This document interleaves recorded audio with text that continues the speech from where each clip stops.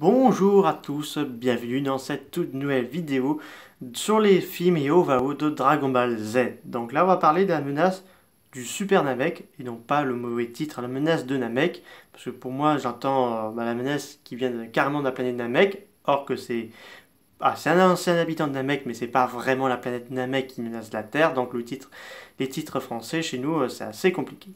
Donc, le réalisateur qui a fait ce film, donc là c'est Mitsuo Yashimoto, le producteur Chiaki Imada et le scénariste Arika Toriyama et compositeur de musique Shunsu Kikuchi qui repose en paix car il nous a quitté l'année dernière en 2021.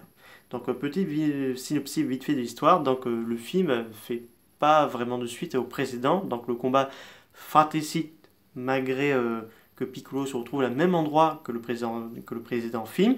Donc là, il y a Sangohan qui joue avec son dragon domestique. Enfin, il est rhabillé en petit Sangohan, comme ça a été fait dans la saga Saiyan, mais également il aura la tenue de Piccolo enfin, dans le combat du film.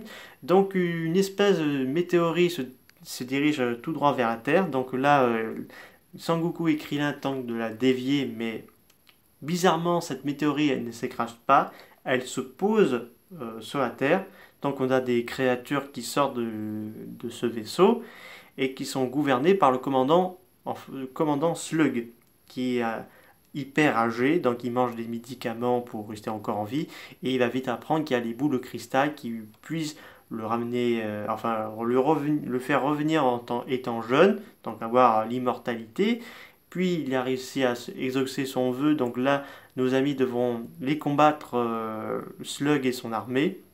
Donc il faut savoir qu'il n'y a pas Tenshin Han, il n'y a pas Yamcha, il n'y a ni Chaoz ni Vegeta.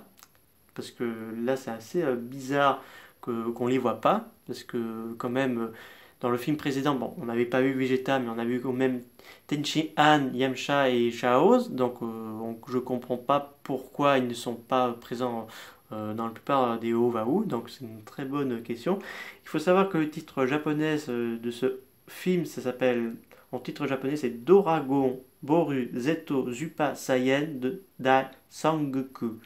Donc il faut savoir qu'il y a eu il y a plusieurs informations à propos de ce film, notamment dans quelle continuité dans l'histoire, parce que il faut savoir que ce film se passe 3 ans avant la diffusion de la saga des cyborgs de C-17 et C-18. Donc ce film ne présente aucune incohérence majeure par rapport dans la saga, donc vous inquiétez pas là-dessus.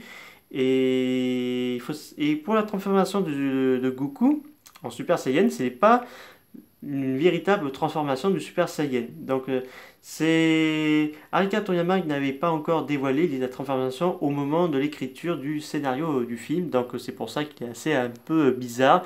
D'ailleurs, ce ne sera pas cette drôle de transformation qui sera vue dans la saga. Ce sera également en Enfer où Sangoku affronte Cell et Freezer avec l'aide de Pokwan euh, dans le monde des morts. Enfin, quand il affronte plutôt l'armée de Freezer. Donc, il faut savoir aussi autour du film, par exemple, le film il y a eu des liens avec certains d'autres mythologies. Alors, je crois.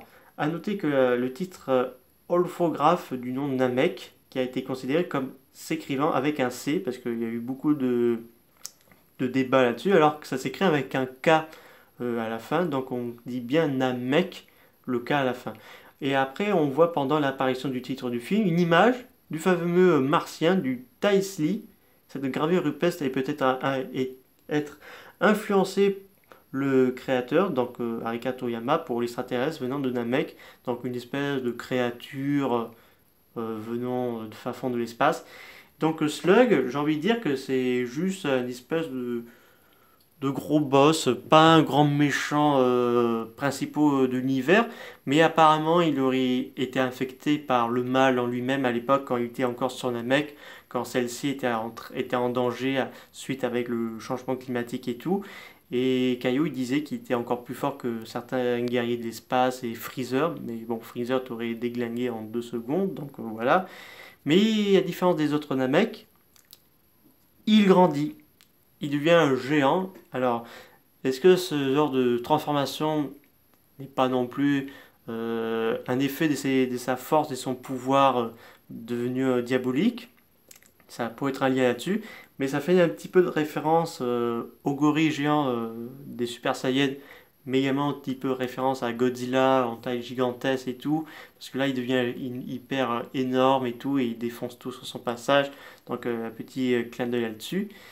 Donc c'est un bon petit divertissement, même si j'aime un petit peu celui-là, mais j'ai plus de préférence pour la revanche de couleur, le combat fratricide, mais celui-là c'est un petit peu pas mal. Donc surtout qu'on aurait pu voir un petit peu... Bah, je trouve que ce personnage aurait été mieux exploité dans un arc, peut-être pas dans le Z, mais plus tard, parce que dans Dragon Ball Super, certaines rumeurs disent que Slug pourrait revenir dans la franchise, alors qu'il n'y a pas trop de confirmation là-dessus.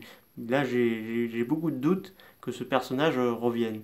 Alors, enfin, je sais pas s'il pourrait venir nouveau protagoniste sur la planète Namek, qui voudrait la conquérir, ça je sais pas. Donc là, je n'ai pas trop d'informations sur lui.